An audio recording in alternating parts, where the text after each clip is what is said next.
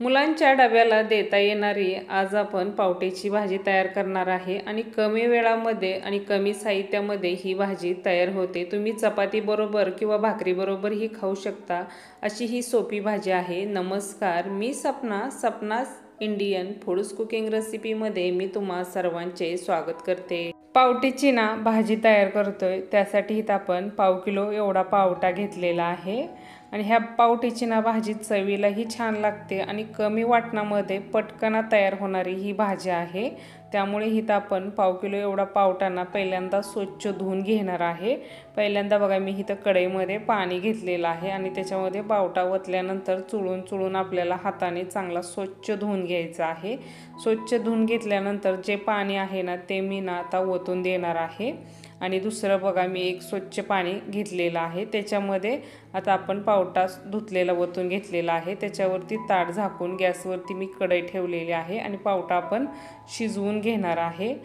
पावट्यासाठी जे वाटण लागणार आहे त्याच्यामध्ये आपण लसूण, जिरं, कोथिंबीर, मीठ हे मिक्सरच्या भांड्यामध्ये बारीक करून घेणार आहे आणि 2 मीडियम साईजचे कांदे ही आपण चिरून घेतलेले आहेत आणि एक मोठा टोमॅटो मी चिरून घेतलेला आहे, जे आपण भाजीला वापरणार आहे। आणि इथं बघा, मी थोडंसं खोबरंही बारीक करून घेतलेलं आहे आणि आपण कोथिंबीर, लसूण, जिरं ही बारीक करून घेतलेलं आहे। आता इकडं पावटाही शिजत आलेला आहे, आपण चेक करूया पावटा शिजलेला आहे की नाही। आता मी इथं बघा उलटण्यावरती घेतलेला आहे आणि आपण चेक करतोय हाताने, तर मस्त अगदी छान असा शिजलेला आहे। पावटा चांगला शिजवून घ्यायचा आणि नंतर मग आता आपण काय करणार आहे, शिजलेला पावटा मी एका ताटामध्ये काढून घेणार आहे। ताटामध्ये काढून घ्यायचं आणि जे पाणी होतं ते वतून द्यायचं। नंतर मग गॅसवरती आपण कढई ठेवून त्याच्यामध्ये आपण तेल वतून घेतलेलं आहे। तेल थोडंसं गरम होऊ द्यायचं। गरम तेलामध्ये इथं आपण आता वाटण घालून घेतलेलं आहे, जे कोथिंबीर, लसूण, जिरं आणि मीठ आपण बारीक करून घेतलं होतं ते घालून ते थोडंसं चमच्याने आपल्याला मिक्स करून घ्यायचं आहे। नंतर बघा, मी थोडीशी हळद आणि थोडासा आपल्याला हिंगही घालून घ्यायचा आहे। हिंग घातल्यामुळे भाजीला छान अशी टेस्ट येते।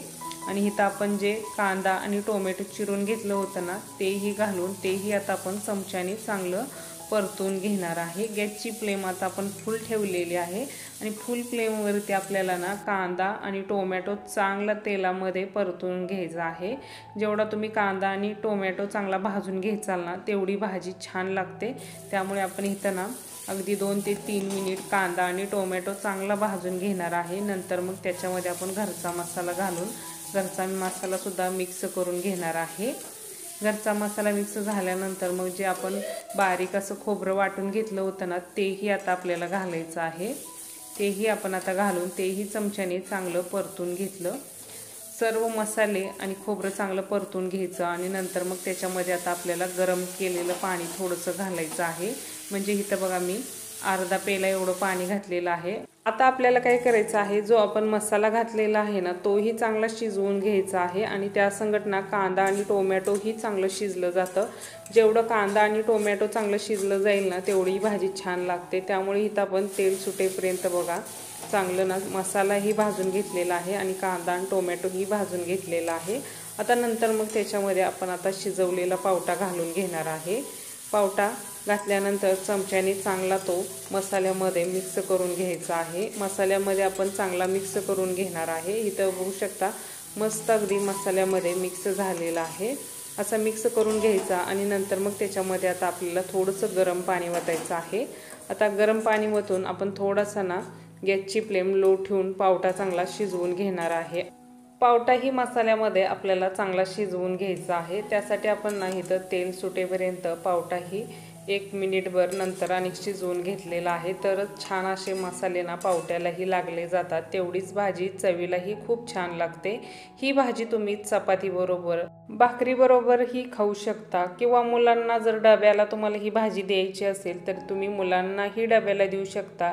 एकदम कमी वेळामध्ये ही भाजी तयार होते। जर तुम्हाला हा व्हिडिओ आवडला तर व्हिडिओला नक्की लाईक करा।